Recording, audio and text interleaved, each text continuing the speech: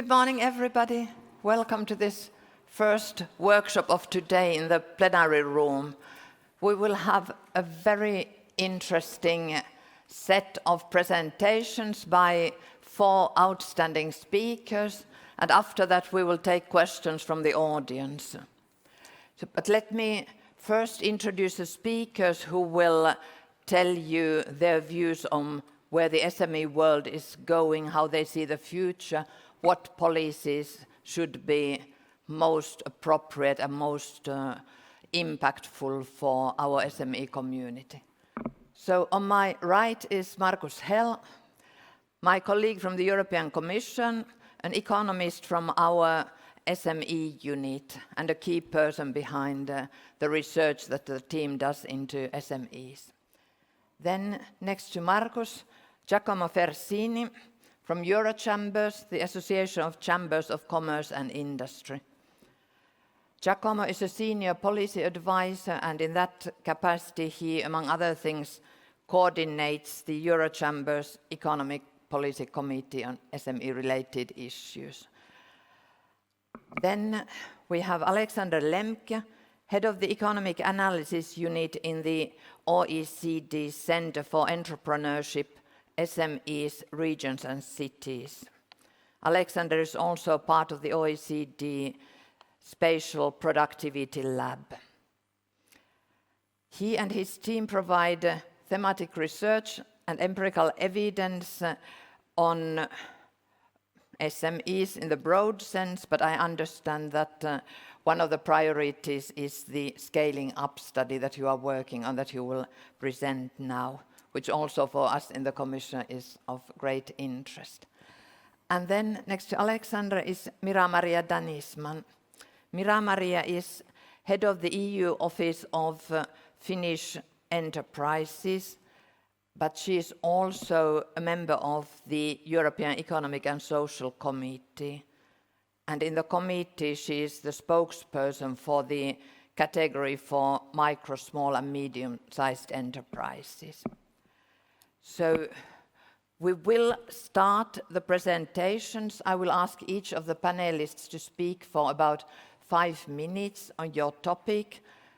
We will move a bit from the more general and the data analysis gradually towards policy recommendations. So we start with Markus, who will present our SME performance review, our annual flagship publication in the Commission, which is full of data, information, and also usually thematic issues, which vary from one year to another. Then Giacomo will present to you the economic survey of Eurochambres, which gives you an idea of how small businesses see the future. Alexander will speak about the scale-up work of the OECD, and then Mira-Maria will speak at least about the work of the Economic and Social Committee, but maybe also you can already react a bit to what you have heard by then. So we start with 5 minutes each, and Markus, we start with you. Thank you very much, Outi, for this introduction. And thanks to everybody for showing up this morning. And I'm going to present, as Outi has already outlined, the SME Performance Review, which is our annual publication on the state of SMEs across the EU and across member states. So the paper copies of the annual report are in the back in the last row of chairs as well, if you would like to take any with you, together with also the study on open strategic autonomy and the Eurobarometer that were presented yesterday already. So for the SME Performance Review, of course, it has a wealth of data which I cannot do justice in 5 minutes, so I would really like to see this as a bit of a teaser for some of the data that is available. Obviously, some of the key figures about SMEs do not change too much from year to year. I do not need to tell you that SMEs are 99% of companies and employ 2/3 of people in the private sector. But what is, of course, interesting is how SMEs are performing in comparison to the last year, in comparison to forecasts made before. And what we see in this year's SME Performance Review is what you've certainly heard in many other sessions over this assembly. The economic context for SMEs does remain challenging. Inflation, while it has been falling, still remains above the ECB's 2% target, and that is weighing on SMEs. However, when you look at the SME performance review and if you look at some of the key headline figures, at first glance you may think, oh, actually SMEs are not doing so bad. The number of SMEs has been growing. Employment in SMEs in particular has been growing. SMEs have really cemented their role as drivers of job creation with 1.8% job growth in 2023 and another 0.8% growth in 2024. And the job growth in SMEs has actually been bigger than in large enterprises. In 11 out of 14 industrial ecosystems, SME job creation has outpaced job creation in large enterprises. But the other side to the story is that when we look at inflation-adjusted value added, that has been falling both last year and this year, minus 1.6% last year and minus 1% this year. These are the figures from the SME performance review. I would just briefly like to mention that also our colleagues in the JRC have already done some preliminary figures for the next year as well. And there we see quite a similar story of growing SME employment, but declining value added. And you may already see where I'm going with this. If we have growing employment, but declining value added, that means SME productivity is declining. They need more people to produce actually a bit less output. And this is part of a longer trend that we have looked at in the SME performance review as well. If we look at the productivity trends between 2008 and 2024, although in absolute terms productivity has been growing and SME productivity has been growing, it has declined over the last few years, and in particular when we look at the comparison SMEs to large enterprises, we see that the relative share of productivity in SMEs has declined. Whereas in 2008, SMEs were about 68% as productive as large enterprises were. By 2024, this figure has fallen to 60%. So that already leads me to the main conclusions that I wanted to give for this brief presentation. We do see that SMEs are the beating heart of the EU economy. They do drive job creation. But if we as the EU and as the wider SME community, if we want to make sure that SMEs can continue creating so many jobs as they have done, then we really need to reverse this decline in productivity that we have seen in SMEs in the past. So thank you very much, and I'm happy to have share more data and answer any questions later in the discussion. Thank you very much, Markus. Indeed, as Markus said, there are paper copies available of the publication at the back of the room. So when you leave, take one with you if you are interested. I suggest that we have all the presentations and then we can go on with the discussion and questions and answers. So Giacomo, over to you. Thank you very much, Outi, and good morning to everyone. I'm very pleased to be here to present once again the Eurochambres Economic Survey. For those of you who are not familiar with this exercise, this is an annual business survey that we conduct during fall, and we released the results last week, if I'm not mistaken. The idea behind the survey is indeed to collect the expectations of entrepreneurs for the year ahead. So indeed, this year we are looking at some indicators that will affect entrepreneurs' activities in 2025. And these are mainly export sales, domestic sales, employment levels, in business confidence and investment. Next to this, we ask our entrepreneurs what are the top challenges that they expect to face in 2025. And I'm showing you a couple of slides. I don't see them yet. Yeah, there you go. The idea is indeed we ask our entrepreneurs whether they expect an increase, a decrease, or constant level related to specific indicators. But first, I wanted to focus the attention on this first slide linked to the main challenges that entrepreneurs will face next year. As you see from the slides, I hope you can read them well. Labor costs and lack of skilled workers are expected to be the main challenges that entrepreneurs will face in 2025. And this is a kind of a recurrent result because indeed, over the last 4 years, these two challenges were always in the top 3. Moving to regulatory burden, this is a new challenge that we added last year. And as you see, you can also have a small comparison compared to last year's results, and you see that the year-on-year increase in regulatory burden is actually massive, and this is actually reflecting the difficulties that entrepreneurs are facing when it comes to deal with new regulation and implementing new requirements at the EU level, but also at the national level. In fourth position, you have affordable access to energy and raw materials. This challenge actually was among the top 3 for the last 5 years. As you can imagine, this is a result of the energy shock that companies and entrepreneurs had to deal with, the higher inflation levels, which indeed is weighing, as Markus already said, very much on entrepreneurs' expectations and also the capacity to invest and to have access, as I said, to raw materials needed for the production. Following, we have financing conditions, which indeed doesn't look an important challenge for entrepreneurs, even though we know that the higher interest rates that entrepreneurs are dealing with over the last 2-3 years are actually impacting also their capacity to access financing opportunities. Lastly, supply chain disruption indeed also rank as the last one in our survey, and this also reflects the capacity of entrepreneurs to adapt flexibility to the challenges that they face, especially after the COVID pandemic, and therefore indeed also preferring the more reliable supply channels, but also export channels.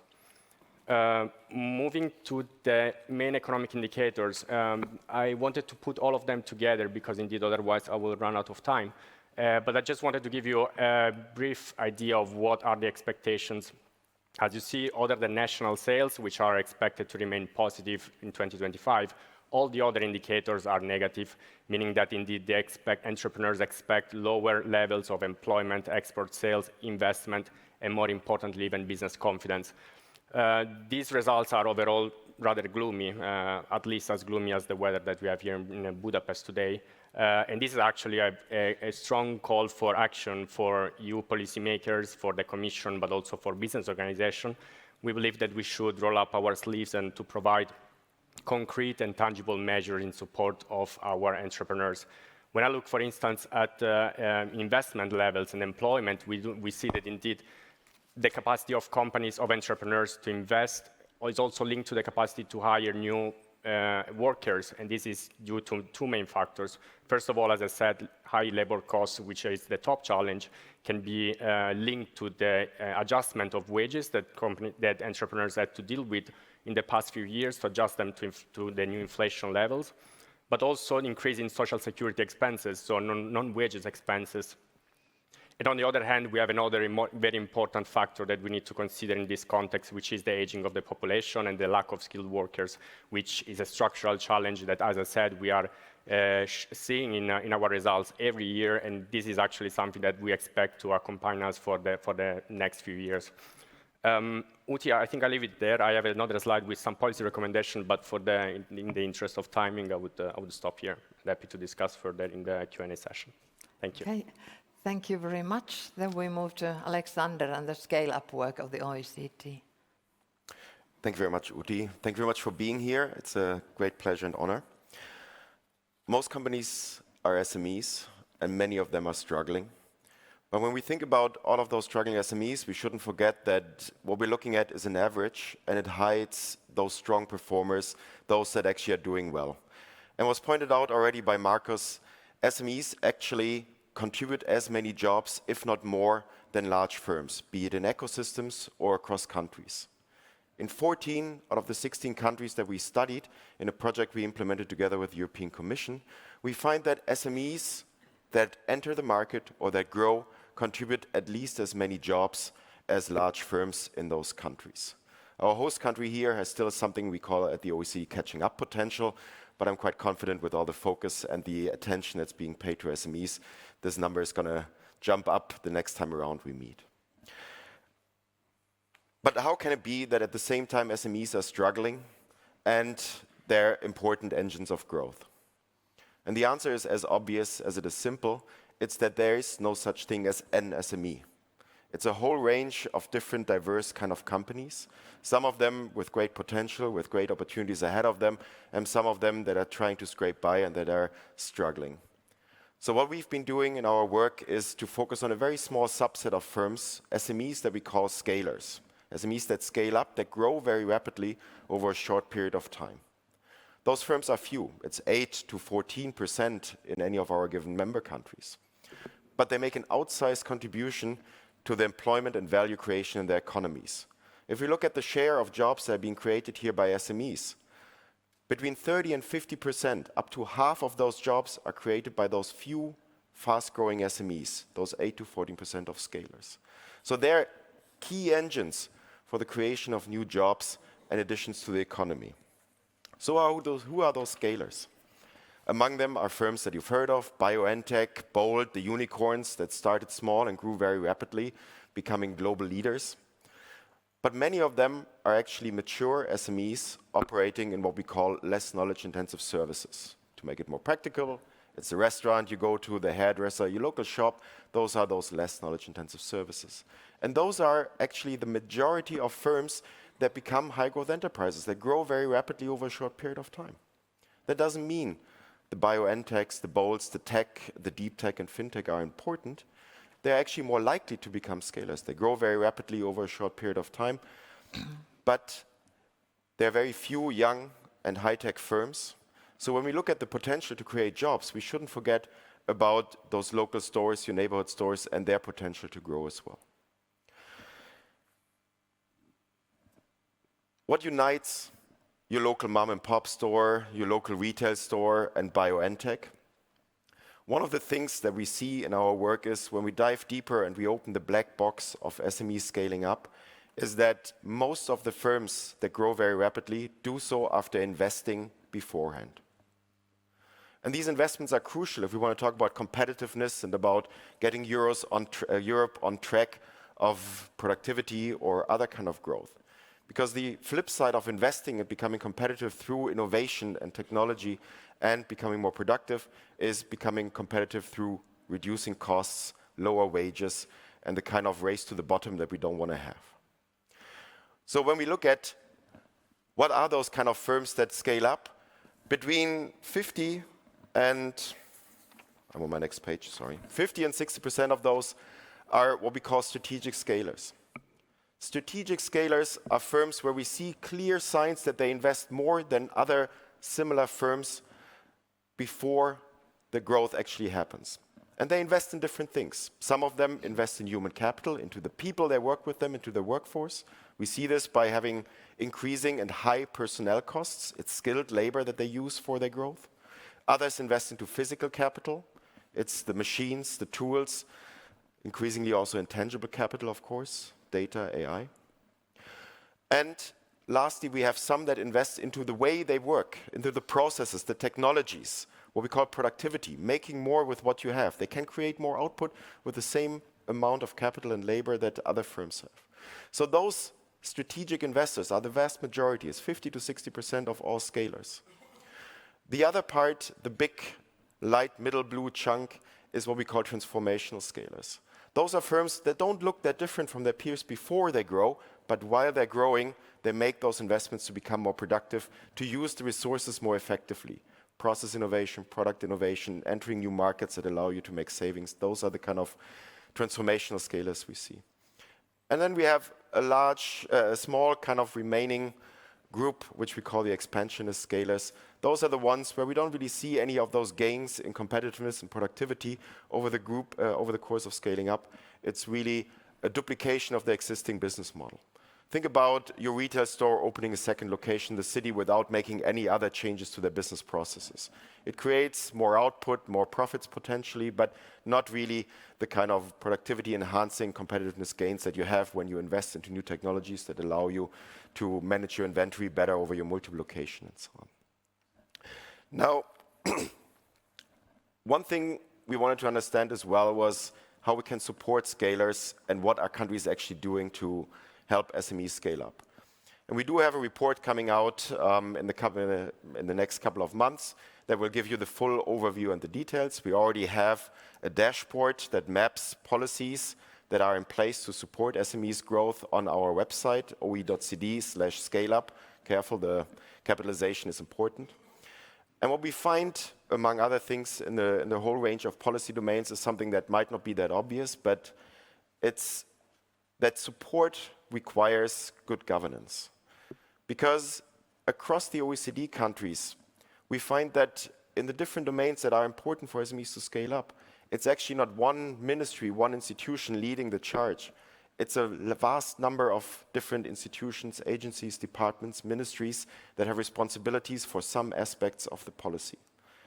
For most of our OECD countries, it's between 10 and 15 ministries, departments, independent agencies that are active in providing policies, setting framework conditions for SMEs. And of course, we heard about the better regulation agenda and the need to coordinate and to improve the situation for SMEs. But it's not just on the regulation side and on setting the right framework conditions where we need the coordination. It's also the policies that are being provided to support those SMEs. I was in Korea for 2 weeks ago, and productivity of SMEs, helping SMEs grow, was one of the key points of discussion. And what was pointed out is that there are 1,600 support policies in Korea for SMEs. Only understanding what you can access and what could be applicable to you already takes a week of work for an average SME. So consolidating, finding a way to bring those things together and working together across ministries is crucial to ensure that we have the right framework conditions and support frameworks to both help those mature SMEs that want to get their second location and grow, and to ensure that we don't just have one BioNTech in Europe or the OECD. We have a bit of a broader constituency to go forward. Thank you very much. Thank you, Alexander. Very striking contrast between what we just heard from Giacomo on the very bleak outlook, but then from that zooming into those SMEs which have the positive attitude of want to grow, and you have found a lot of them. So then we move to Mira-Maria. Please go ahead. Thank you very much. It's a great pleasure to be here today. We in the European Economic and Social Committee are, of course, very closely following the SME policy development as well as the EU competitiveness policy developments. We actually recently in the spring adopted an opinion on the EU long-term competitiveness strategy, and I think it's very valuable that we're combining today's discussion on the SME performance review together with the topic of competitiveness. I think when we talk about competitiveness, we too often focus on how we can create innovative startups, fast-growing scale-ups, and European champion companies that will be big enough to compete with their global counterparts. I personally would like to have more discussion on how do we make the big bulk of European companies, which are the micro SMEs, how do we make these companies that are also rooted in the local communities and people's everyday lives, how do we make them more competitive, and how do we actually include them in the EU competitiveness agenda? Now, looking a bit on the SME performance review that was presented to us today, I think the most concerning findings indeed are that the SME added value is declining. And then secondly, the productivity gap between SMEs and large companies is growing. And I think especially the issue of the growing productivity gap is something that we have to pay very careful attention to, because we know that SMEs are already behind the digitalization of large companies, and now also with the wider deployment of the AI technologies, it might mean that actually the productivity gains that the AI technologies and systems will bring to companies, they will go to the same addresses who are now benefiting also from the digitalized businesses. So there we might see actually that this productivity gap in the future will be growing even more. Then going to the SME financial situation, I think we all know that the SME finance indicators have been declining in the past years due to high inflation, also rising interest rates, which of course impacts, as Markus said, much more the SME community, who is still very much dependent on bank financing. And I think this is a very crucial issue because now it's the moment that SMEs should be doing their investments for the future, be it investments to greening or digitalizing their business to make sure that they are still competitive also in the future. In addition, we've heard signals from SMEs and entrepreneurs that they are also experiencing growing difficulties in just receiving basic banking services, such as getting a clienteleship from a bank. And of course, as you can imagine, it's very difficult to run a business if you cannot become a client of a bank.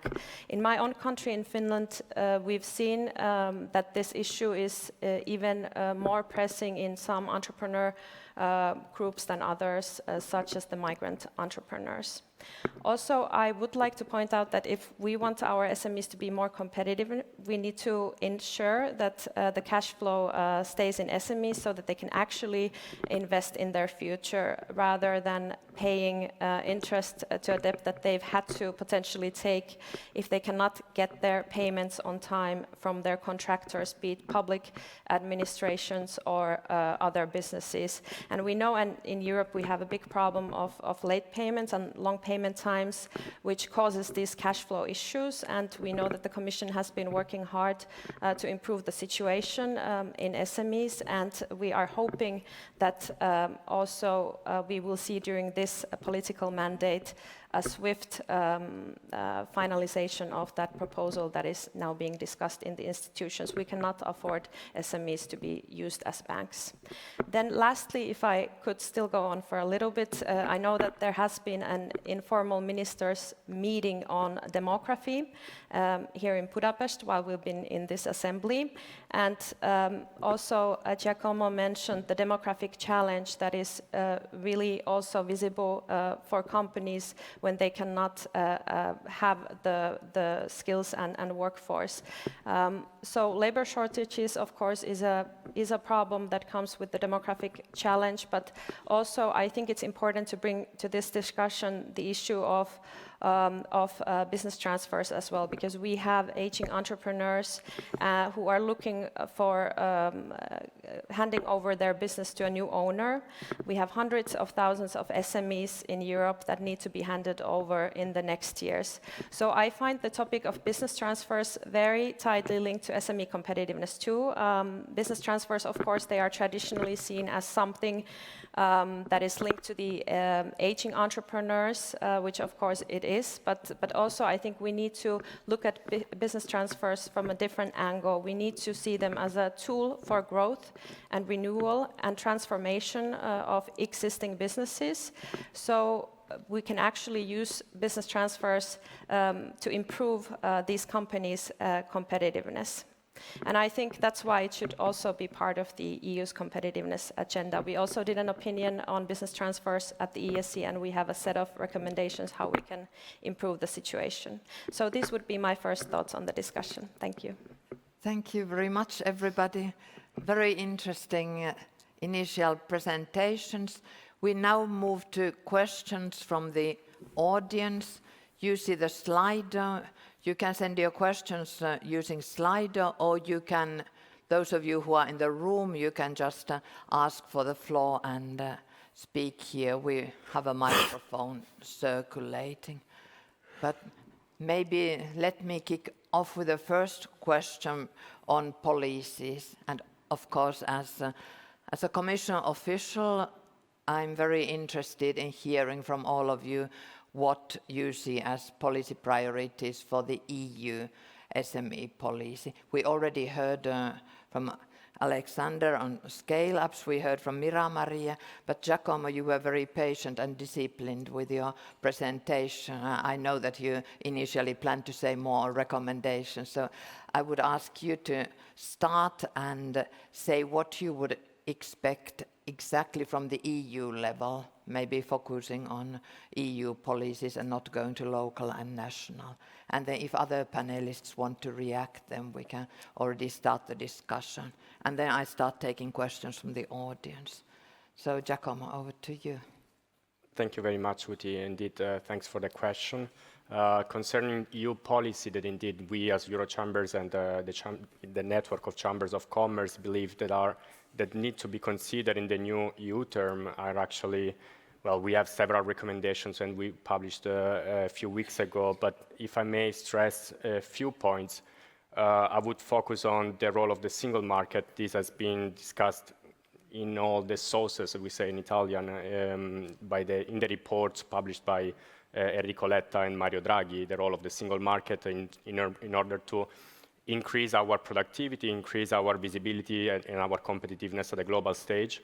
And therefore, we should consider more coordination among national governments, for instance, for policies which are of interest, of common European interest. So this is one of the points that I wanted to raise. The second point is to address the regulatory burden, which is something that now has been receiving a lot of attention and momentum, and we believe that indeed some actions from the commissions were indeed are going in the right direction. However, when we talk to our entrepreneurs, this reduction of 25% now put up to 35% is actually not felt at all by entrepreneurs. So we need to make sure that this political commitment actually translate into benefits for entrepreneurs.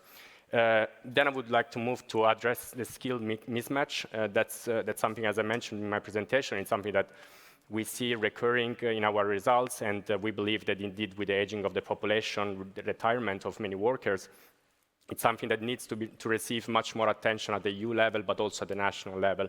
And also Mira-Maria pointed out the business transfer issue, which indeed is an extremely important area for intervention at the EU level, even though most of the competences are mainly national level. If I may point out also a last area which we believe should be considered in particular is the role of digitalization and especially the role of research and innovation if we want to drive European competitiveness. And therefore, I wanted to make a comment on the role of the next MFF, the next budget at the European level, which indeed should focus a lot more, also echoed by Mario Draghi, on the role of research and innovation, for instance, doubling the budget that it's currently allocated to programs such as Horizon Europe, but also giving enough substance to the programs such as the COSME program, the program dedicated to the single market, and in particular I wanted to refer to the Enterprise Europe network, which is an extremely valuable network especially for the chamber network, for the chambers of commerce and our companies in order to indeed improve entrepreneurship, not only at the EU level, but more importantly, also the local and regional level. Thank you very much. Can I get the microphone to the gentleman, the first row? And after that, we take questions from the slide. Thanks. More than 40% of SMEs have 9 employees or less. Another 50% have no employees, maybe only working part-time. Do you have a perspective on them separately from the larger SMEs? It's such a large group of the constituency we are talking about, and I sometimes miss out on their particular problems. For example, bureaucracy or social security. Can you address that, how you give them their own space, their own... I just fear, when usually they don't get access to bank credits, they don't need them either. They're no scaling companies, so which role do they play in your research? Thanks. Markus, do you want to take that? Thank you for the question. You are right that on the data perspective, the focus is very much on micro enterprises with less than 10 employees, rather than singling out self-employed or solo entrepreneurs, simply due to the way that business data is currently collected by Eurostat. There are a couple of surveys also carried out by Eurostat that specifically look at the role of the self-employed and the enterprises with only 1 or 2 employees. So there is some data available, but what we see is, well, you are certainly right that they have their own particular challenges, but from our focus, it is also those challenges are quite similar to those of other very small enterprises. Whether you have 1 employee or 5 employees can make a big difference, of course, but the overall point of whether we talk about better regulation, there we often talk about, for micro enterprises, per employee, the same administrative burden costs a micro enterprise 10 euros per employee, and a large enterprise only 1 euro per employee. This overall trend is certainly very similar for micro enterprises and solo entrepreneurs. And similarly for access to finance, I'm sure there are very particular challenges that solo entrepreneurs face, but once again, it is a question that's scaling with size. It's medium-sized enterprises find it more easily, find access to finance more easy to access than micro enterprises do. Micro enterprises with 9 employees find it more easy than a solo entrepreneur does. So the point does not necessarily have to be to describe ever new specific categories of SMEs, but really think about how the challenges of enterprises are different depending on their particular size. And but certainly the data on solo entrepreneurs can still be improved there. Thank you. Now let's move to slide, and I'm taking 2 questions on productivity. If I just summarize, there is one comment on is it actually good that SMEs generate more jobs if basically that means that with more people they still produce less and less? Is it really a good growth indicator to look at job creation? That's a question on the slide. And related to productivity, can you give 2 or 3 concrete examples on how to support productivity growth of SMEs? Who would like to come in? Alexander. Maybe I should start. I love jobs. I have one. I want to keep it. So creating employment is something we very much encourage. But of course, there's good jobs and there's not so good jobs. And often the not so good jobs are in SMEs. To make a good job, we need to have productive jobs. It means that what you're creating in your firm is something that can be valued high and creates a high wage. So the question is very pertinent. Is it just job creation at all, or is it something where we create good jobs? And one of the things when it comes to the question of what can we do to raise productivity of SMEs, growth is actually something that I surprisingly found among scalers is productivity enhancing. The productivity of SMEs increases before they scale up because they make the investments, or during the scale up where they're actually benefiting from the investments they made, or they're changing what they're doing. So becoming larger actually helps you become more productive. And why does this happen? And there are different mechanisms. If we start with a 4 to 5 employee kind of company, if I run a company of 4 to 5 employees, I meet everyone in the morning, we shake hands. We don't have to have a very professional kind of management system. We can deal with it on an ad hoc basis. The manager, the owner, is capable of taking decisions on the spot, and things can be done on an informal basis. Once I get to 10, 15, 20, 25 employees, I get to the point where I can't do it all. And this is hard. Like if I own my own company and I run my own shop and I have to give up responsibility, I have to make things more professional and delegate to others, make them take decision on my behalf. This is not why I became an entrepreneur. It's because I was my own boss. I took decisions, not others, right? So through growth, there's the need for professionalization, for proper management practices that help productivity in firms. looking at new markets and the opportunities that they can provide. The latter report highlights the benefits of the single market. And we see that exporting is something that is surely productivity enhancing for firms. It's not just that the better, more competitive firms are the ones that can engage in the market. Once you are exporting, there's an additional benefit for you to continue the productivity enhancing growth there. So for me, the job creation is an indicator we can measure. We can measure it across the board. But what we can see is that it's also helping with the productivity and generally things that help us make our SMEs more professional, more outward looking, and seizing those opportunities, making investments in innovation, in technologies, into their people. Those are the key drivers for productivity and employment. Thank you very much. Thank you. Does anybody else want to come in on the question of how to boost productivity? Mira-Maria. Thank you very much. Well, I could just complement a little bit. I think what I already mentioned in my opening, the need to actually improve the cash flow in SMEs, and there we go to the issue of late payments, for example.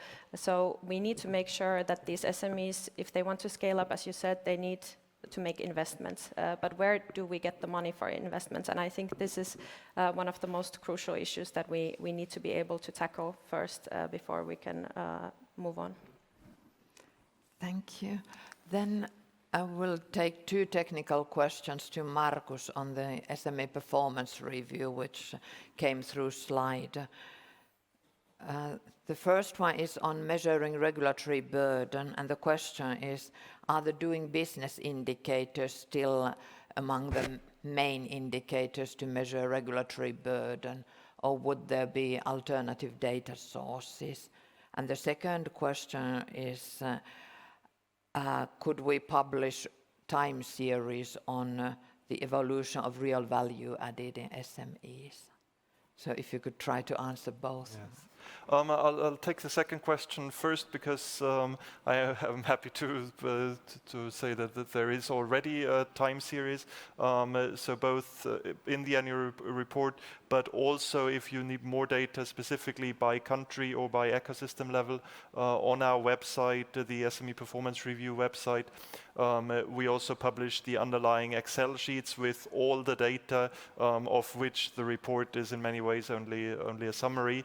And in those Excel sheets called Key SME Statistics, you can find time series for both nominal value added and inflation adjusted value added for each member state. So these already exist, and we will certainly continue making those available. The other question on the better regulation indicators and the World Bank, this is indeed more tricky. The World Bank's doing business indicators had been, up until it was discontinued, one of our key sources of information about how long it takes SMEs to file their taxes or how long it takes to start up a new business. Now, as you probably know, the World Bank has just a few weeks ago, for the first time now, released its new Business Ready report, which still contains quite a lot of similar indicators, even though the methodology has changed a bit and some of the indicators definitions have changed. And those, so for next year's SPR, we are already going to integrate those in the new SPR.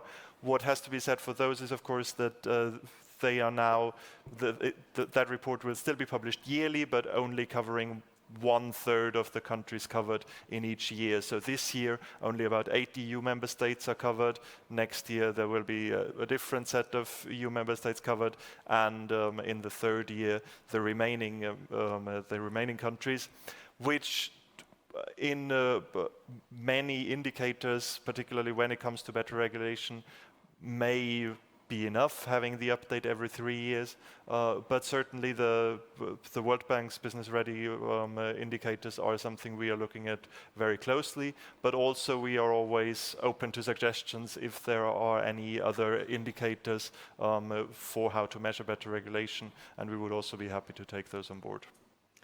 Thank you. Alexander?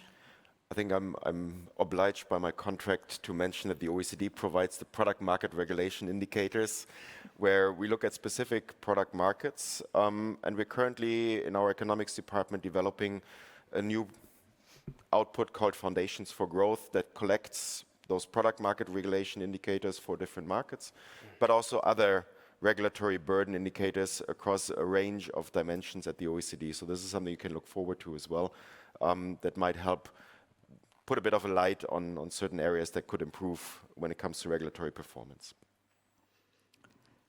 Thank you. I continue with Slido questions because I don't see, well, okay, I see one hand raised, so let's take the next question from the room. Merci. I would like to echo the topic that was mentioned by you from Mariana and from Business Europe on business transfer, which is indeed a good opportunity for this type of SME that need to transfer their business. And I would like more specifically to draw your attention on the worker buyout possibilities, where the owner of the SMEs are the workers. And this transfer is not only in case where the SME is facing financing difficulties, but simply when you need to change the ownership of the enterprise.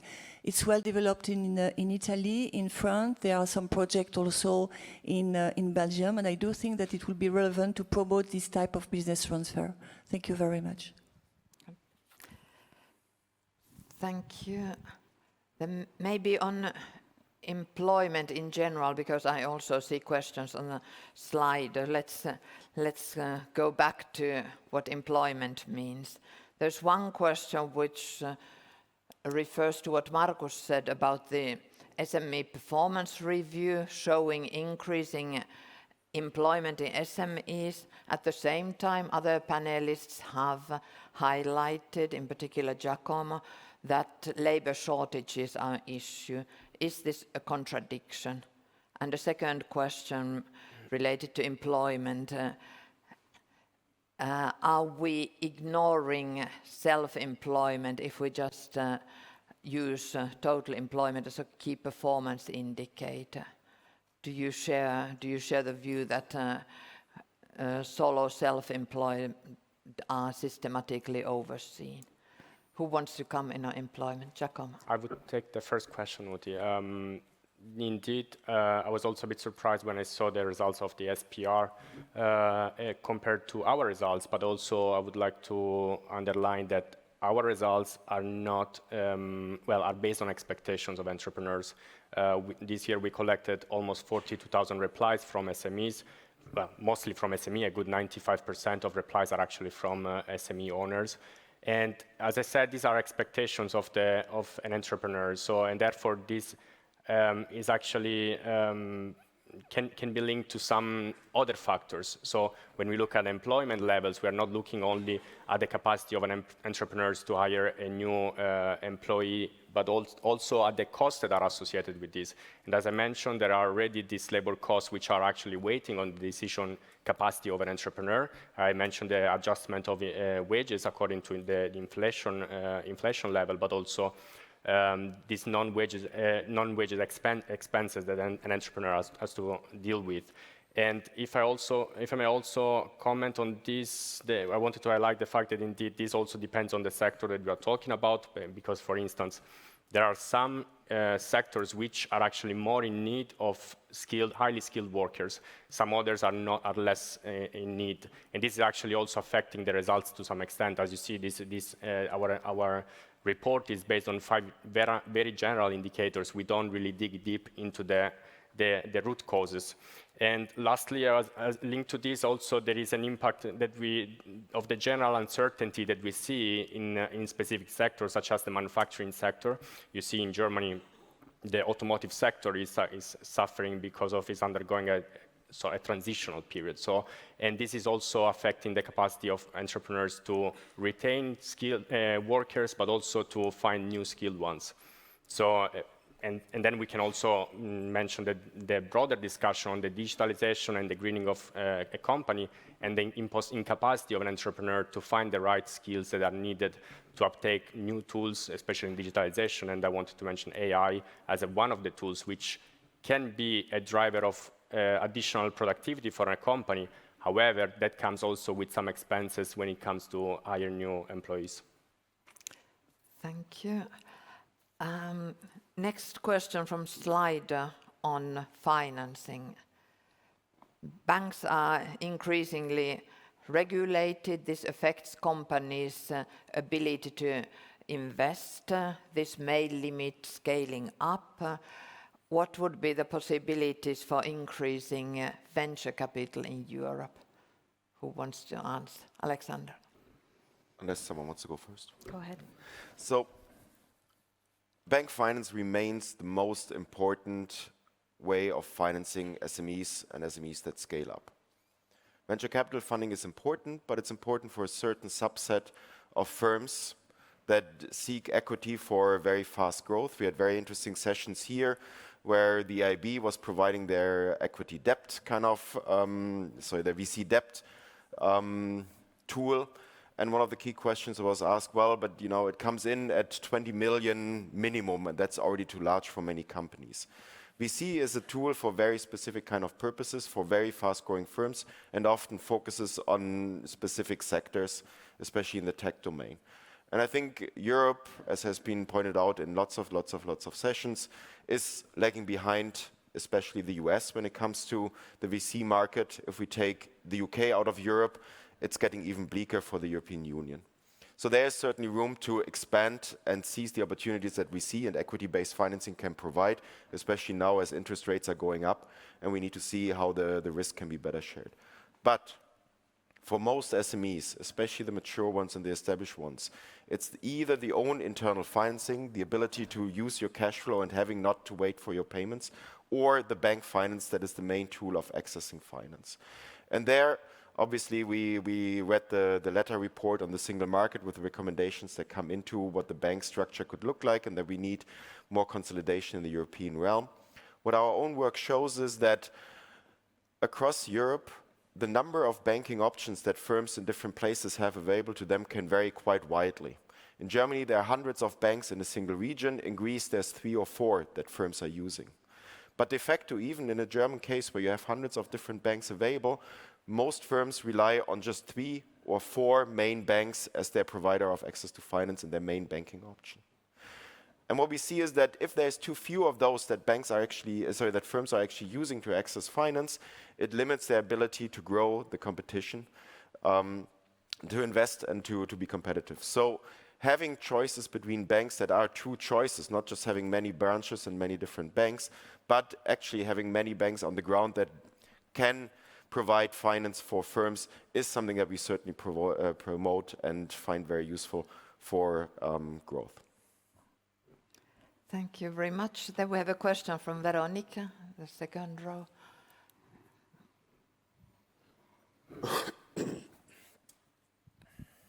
Thank you. I would like to build on what Mira-Maria said in the beginning, and then also on the explaining from Alexander. Mira-Maria said, I also would like to focus on the more traditional companies, those who are in our everyday lives, which I think is also very important. There was a session yesterday also on the proximity economy. Alexander, when you look at the data, maybe also in the SME performance review, do you see those companies as well in the scaling up? And how can we also ensure that they can further develop, transition, and make sure that we can continue living in a nice environment where customers can also enjoy active city centers, where we now hear often that they go to the city center, don't find a lively environment anymore. But how do you see that, and what do the data say on that one? No, sorry, okay. So part of the work we're doing at the Center for Entrepreneurship, SMEs, Regions and Cities is trying to make this connection between firms, place, and the people that work and live in them. And what we find is something that kind of also relates to the question of productivity. Often it is the focus on exports, tradable activities, the services you can provide abroad, the AI tools, or the manufacturing goods, as I mentioned, BioNTechs of the world. But if we think about how to get productivity and how to get scaling out of small firms, your restaurants, your hairdressers, and those other traditional businesses that I think you're talking about, it is the concentration and the density around hubs, around your high streets, around the local areas.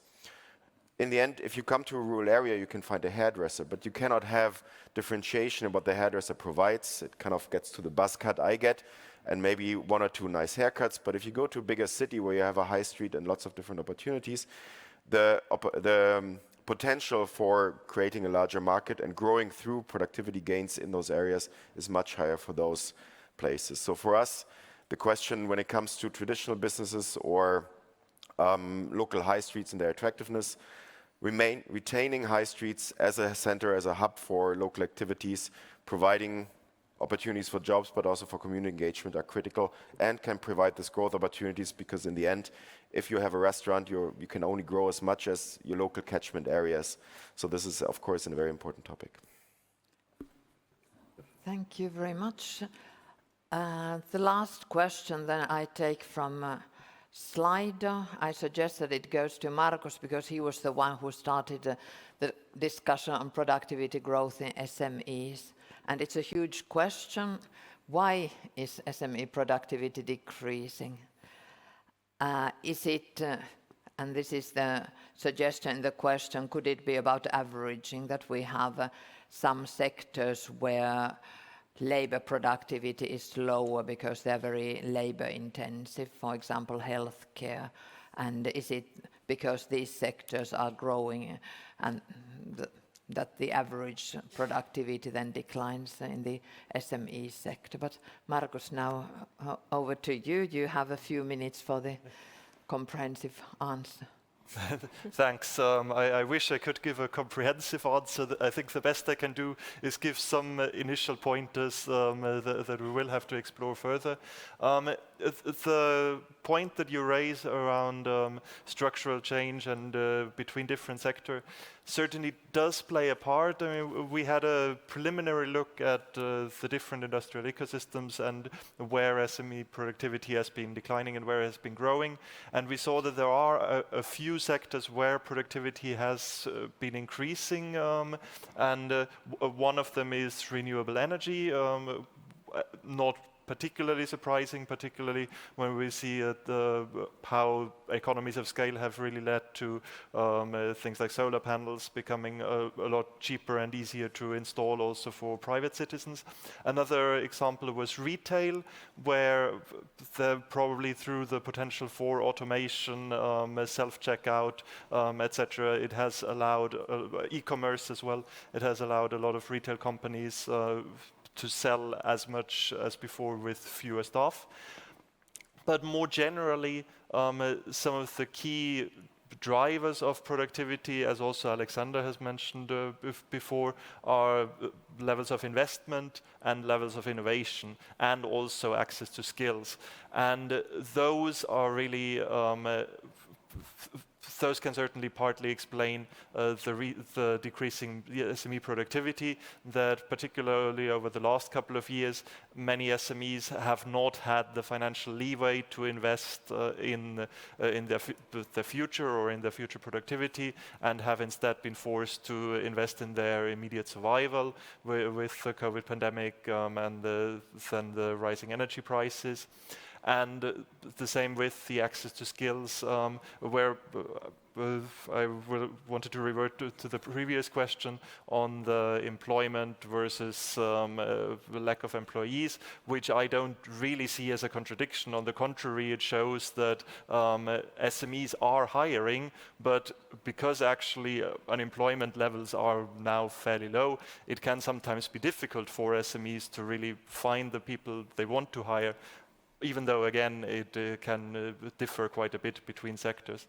But from our perspective, certainly the important aspects to address when trying to raise SME productivity for the future are around investment, innovation, and access to skills. Thank you very much. Indeed, we have come to the end of this very interesting discussion on very big topics for SMEs. Where do they stand now? Where should they go? how can we help SMEs grow, scale up, become more productive? I can say for the Commission's work that we are, of course, looking for the new mandate, the new commissioners to be installed and start work. We will be looking very actively at policy measures to continue and maybe intensify our support to SMEs. There are already some announcements that have been made in the mission letters and in the guidelines of the next Commission President-elect. There is a promise of coming up with a strategy for startups and scale-ups, so the OECD work is exactly done at the right time. We will also do a Eurobarometer survey on scale-ups ourselves next year, so work will continue. We have also promised to look into the possibility of a so-called SME passport, which would be an easier way to certify that a company satisfies the requirements of the EU SME definition and is therefore qualified for the special support programs or actions or derogations which are restricted to SMEs. We will be looking at the feasibility of such a passport. We are preparing a new strategy for the single market for June next year, and one relevant element for small businesses is the promise to look into the so-called 28th regime, which would allow innovative SMEs to operate in the single market by applying an EU level of business rules rather than 27 national regimes. So a lot of work ongoing also in the Commission. It is very helpful to have the discussions, to get the feedback from all of you on where we are going. And of course, the SME performance review will also be published next year. So with that, I would like to thank all the panelists and all the audience for your very pertinent questions. Thank you.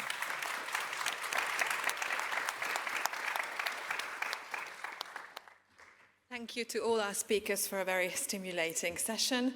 And now it is time for a networking coffee break. Our last Meet the Experts session of the Assembly will take place on level 3.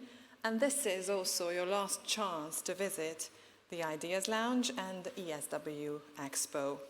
I'll see you all at 10:45 to see who will win the Youth Startup Competition. Enjoy your coffee and the sessions. Thank you.